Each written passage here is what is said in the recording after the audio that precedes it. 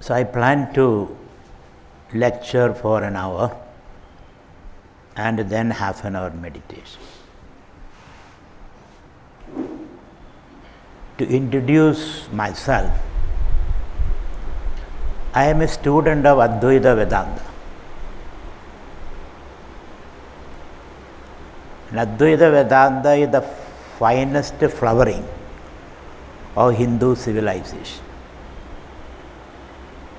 And the main exponent of Advaita Vedanta was the 8th century spiritual scholar Shankaracharya. But Advaita Vedanta has its roots. Advaita Vedanta has its roots in the Upanishads, Vedas, the Brahma Sutra, Bhagavad Gita. These are the main texts which explain the vision of Advaita Vedanta. And I have studied philosophies from all across the world. Western philosophy, Indian philosophy, and the various branches of Western philosophy, Marxism, Freudianism, postmodernism, Buddhism, Jainism.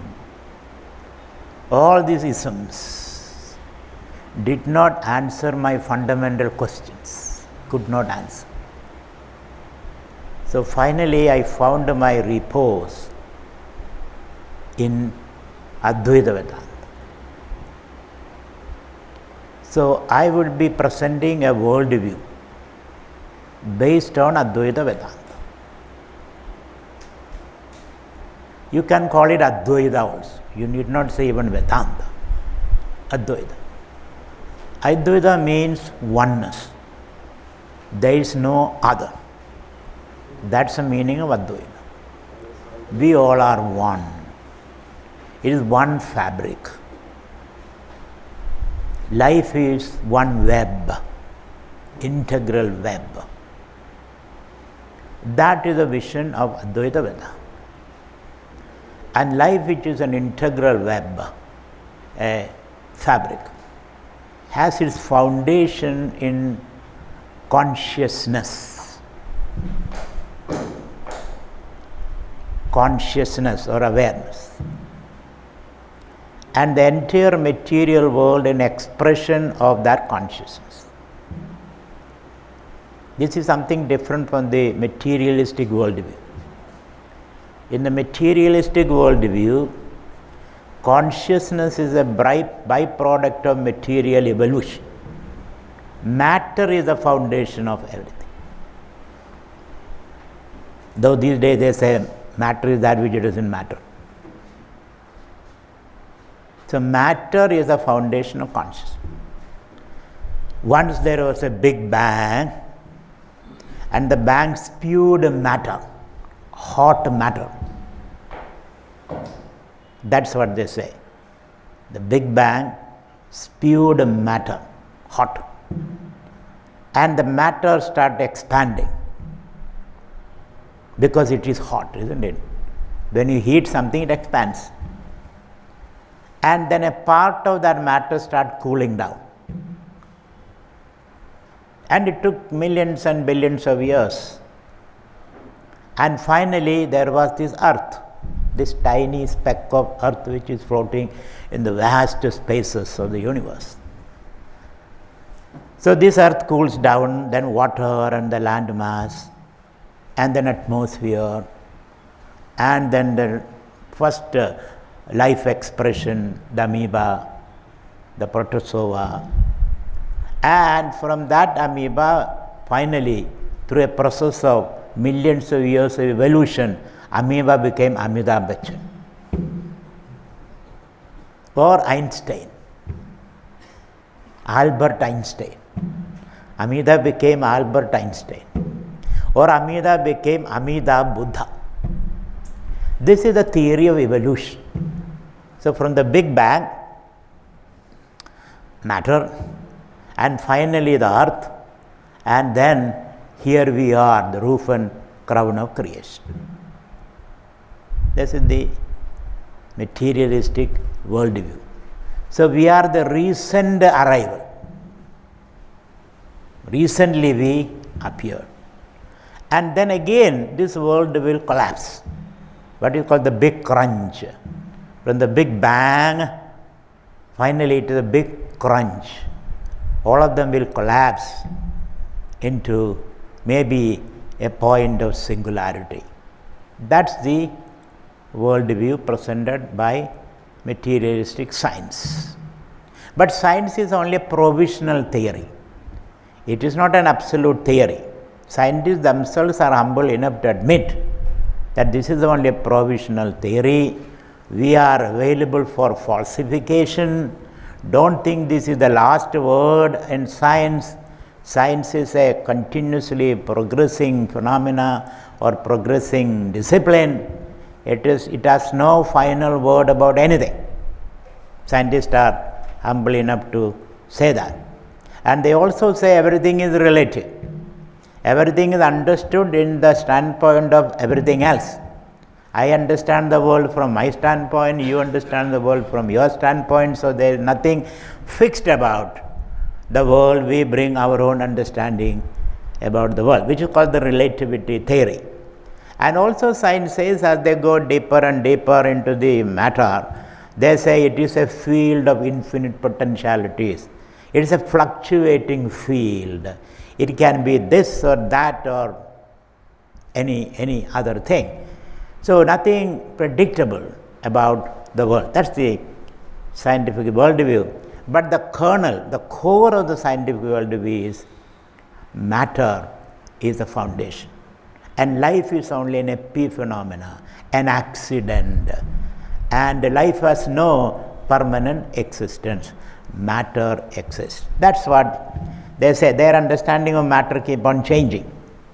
Today they say something about matter, tomorrow, once upon a time they said matter is fundamentally atoms.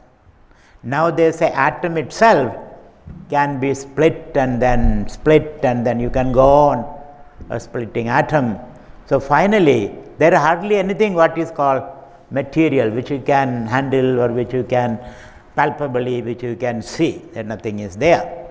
Where the Advaitic viewpoint is slightly different. It is exactly the opposite. They say matter is an evolute of consciousness, not that consciousness is the evolute of matter.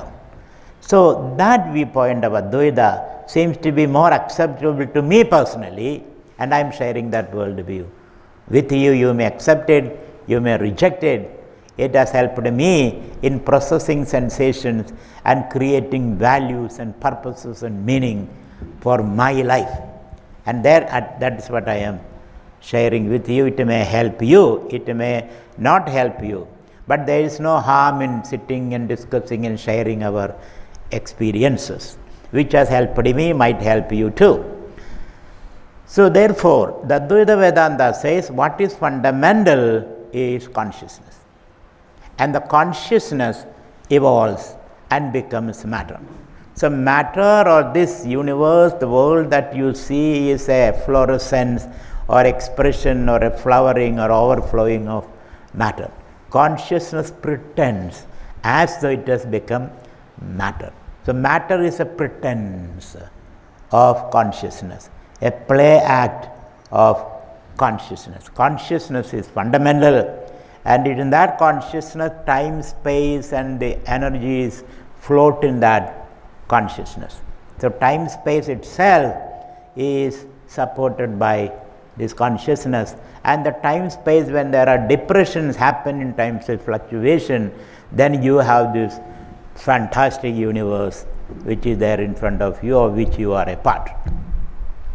This is the Vedantic standpoint, and it looks little more rational and meaningful to me, and that's what I am sharing with you.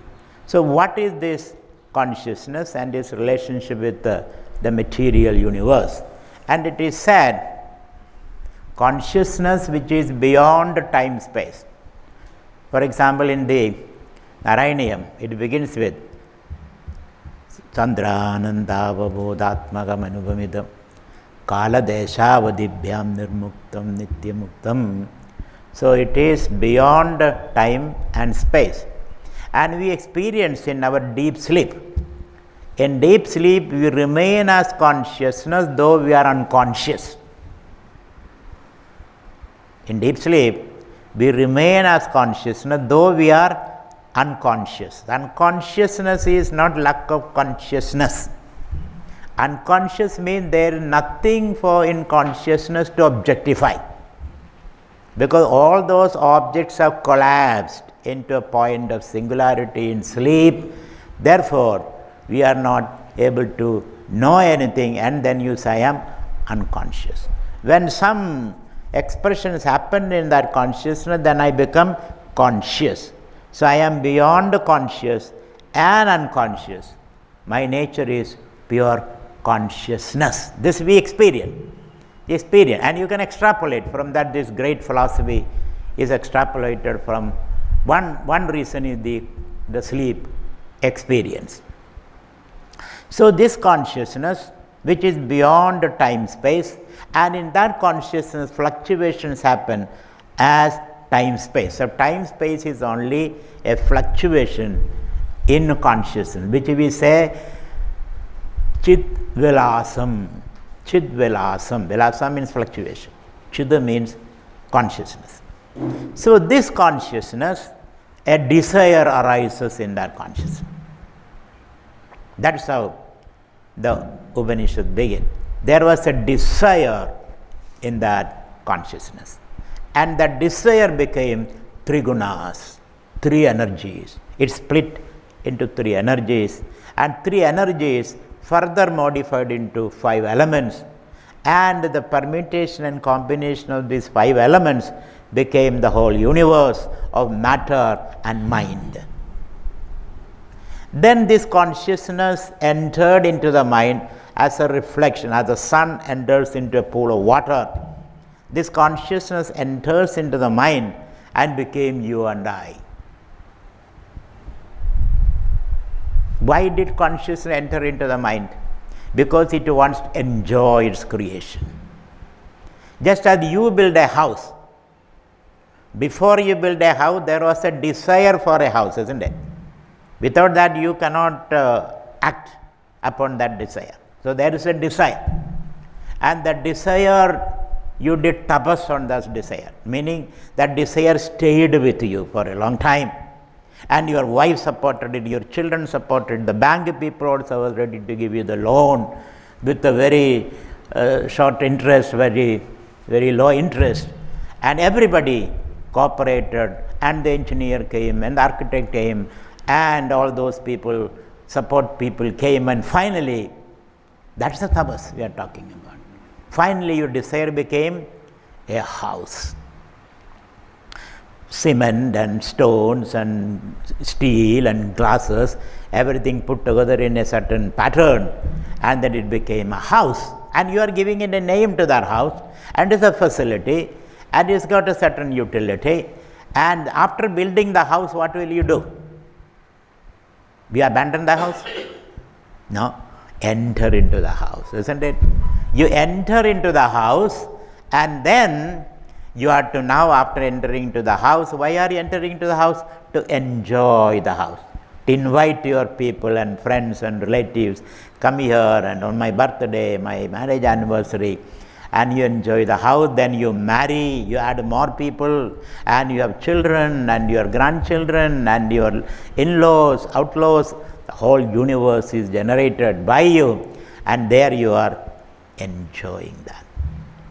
Similarly, the consciousness, in the deep recesses of the consciousness, a desire arises, and that desire became Trigunas, Panjabhutas, and the entire universe, mind and matter.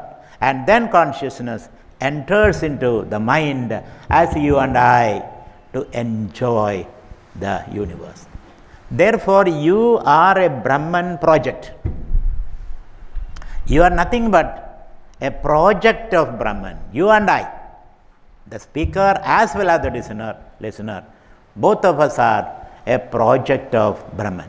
So Brahman wants to express itself through many, many forms, through many, many minds. All these are Brahman's project. And hence it is said in the Bhagavad Gita, Sarvatah Panipadam Tad Sarvadochisharo Mukham Sarvada. Some of you are Bhagavad Gita students, aren't you? Have you heard this sloka in the 13th chapter?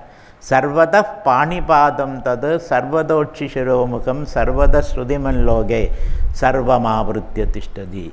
This Brahman exists with thousands of heads, thousands of eyes, thousands of ears, thousands of hands, thousands of legs. And those thousands of hands and legs and heads and your head and my leg and your neighbor's leg, all these put together is Brahman's head, leg, eyes, ears, nose, hands, etc. So Sarvada Panipadam Tada Sarvadochisharo Mukham Sarvada Srudiman Loge Sarvam Avritya Tishtari. Bhagavad Gita says that. The Veda also talks about that. Sahasra Shirsha Purushaha Sahasraksha Sahasrapat Sabhumim Vishwado Vrutva Atyatishthad Dashangulam. So that invisible Brahman, which is pure consciousness, manifests as the material universe with thousands of heads and hands and legs and whatnot. The Bhagavad Gita says that. The Veda says that. And the Upanishads also say the same thing. The Upanishads say Sarvam Khalu Idam Brahma. This entire material and mental universe is nothing but a manifestation of Brahma. And what do you mean by Brahman? Brahma means that which is big. That's the meaning of Brahman. And what is big?